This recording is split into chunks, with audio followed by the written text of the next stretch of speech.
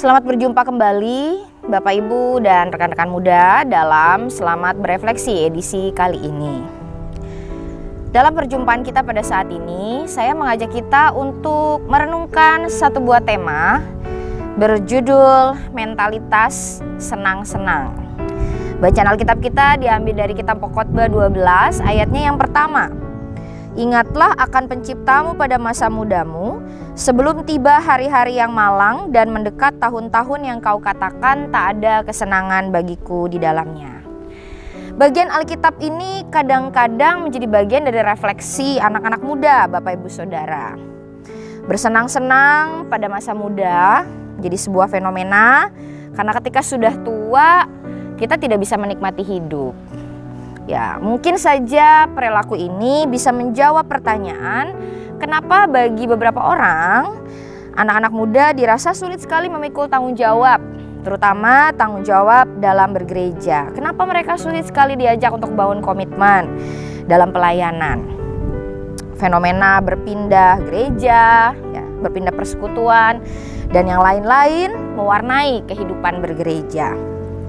Dalam sebuah percakapan bersama dengan rekan-rekan pendeta di usia yang sama, saya pernah berbicara dengan para sahabat yang mengeluhkan minimnya minat anak-anak muda untuk memikirkan dan membangun hidup bergereja. Sehingga banyak para penatua di jemaat dan komisi-komisi yang terus-menerus memikirkan cara terbaik untuk menarik anak-anak muda aktif dalam kehidupan pelayanan di gereja. Nah, Ibu Bapak, Saudara dan rekan-rekan muda yang dikasihi Tuhan, sebagai orang-orang yang sudah punya banyak pengalaman dalam kehidupan persekutuan, kita menyadari bahwa sarana dan prasarana apapun yang disediakan gereja untuk anak-anak muda yang seampuh apapun itu tidaklah cukup efektif kalau mentalitas untuk bertanggung jawab pada kehidupan gerejawi tidak mulai dibangun. Pertama, kita harus menyadari bahwa dunia ini sudah banyak berubah. Kemajuan teknologi dan kemudahan yang kerap kali didapatkan hiburan dimanapun, kapanpun, mau tidak mau memberi persoalan-persoalan baru dalam kehidupan bergereja, khususnya anak-anak muda. Contoh, telepon pintar yang membuat kita bahkan tidak bisa berpaling satu detik pun dari layarnya, yang membangun sebuah kebiasaan dan mentalitas yang baru lagi, yaitu keinginan untuk diperhatikan berlebihan, membangun hubungan yang tidak nyata, mudah reaktif terhadap berbagai persoalan, dan lain sebagainya. Memang ini tidak selalu terjadi pada setiap anak muda, tapi kalau kita tidak waspada dengan efek dari gadget, maka mental ini bisa terbangun, ya, mentalitas yang tidak bertanggung jawab ini. Nah, ini juga bisa mempengaruhi kualitas hidup berkeluarga, karena kadang-kadang kita jadi makin lupa untuk membangun komunikasi yang berkualitas. Jadi bukan hanya sekadar duduk bersama-sama, tapi bagaimana di dalam kita duduk bersama-sama itu kita saling berbagi dan kita saling peduli. Gitu. Jadi kita meluangkan waktu yang berkualitas bukan hanya soal menghabiskan uang untuk mengunjungi tempat rekreasi. Nah, tapi ketika kita terbiasa memperlakukan rumah sebagai sebuah tempat di mana kita beristirahat dan membangun relasi dan cinta bersama dengan orang-orang yang kita kasihi. Nah, karena itu Bapak Ibu Saudara dan rekan-rekan muda, kita harus menyadari anak-anak pun harus dilatih untuk betah di rumah, harus juga dilatih untuk betah di gereja. Kalau orang tuanya saja tidak betah di rumah, tidak betah juga untuk punya hidup bergereja, maka agak sulit anak-anak juga bisa mengikuti teladannya.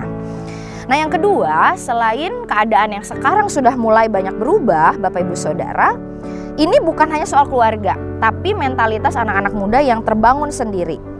Kemudahan yang diberikan kadang-kadang membuat kita tidak menguatkan diri kita, tidak menguatkan otot-otot rohani kita untuk bisa mengembangkan spiritualitas, dan itu semua berdampak pada kurangnya komitmen kita dalam hidup bergereja.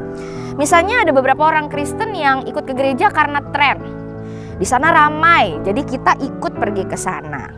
Apakah kemudian setelah kita pindah ke gereja yang ramai itu lalu kita bertanggung jawab? Belum tentu. Nah, karena itu Bapak Ibu Saudara dan rekan-rekan muda, kita perlu hadir bukan hanya ketika ada kesenangan dan kabur ketika kita diminta bertanggung jawab dan melayani.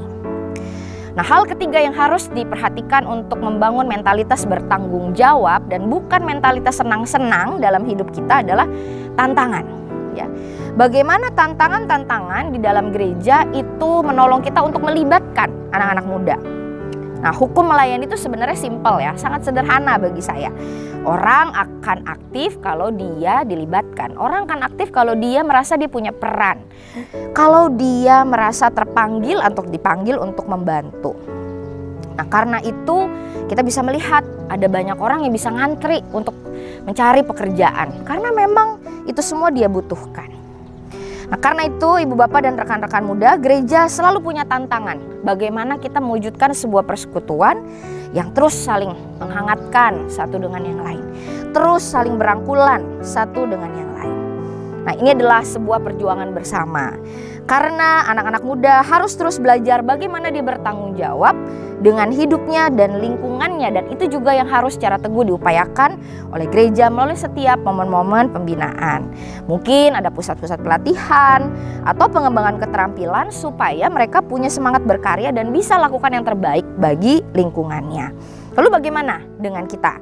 Dari media sosial kita bisa lihat bahwa sesungguhnya anak-anak muda kita juga peduli dengan hidupnya, dengan lingkungannya, dengan dunia, dengan tanggung jawab sosial. Jadi mari kita buat sebuah hubungan, sebuah benang merah, ya, sebuah koneksi antara gereja, dunia bersama dengan mereka. Semoga firman Tuhan yang diberitakan dalam gereja mampu mengubahkan anak-anak muda kita dan semua orang beralih dari mentalitas senang-senang menjadi punya mentalitas yang berkomitmen juga bertanggung jawab. Tuhan Yesus memberkati, sampai jumpa kembali.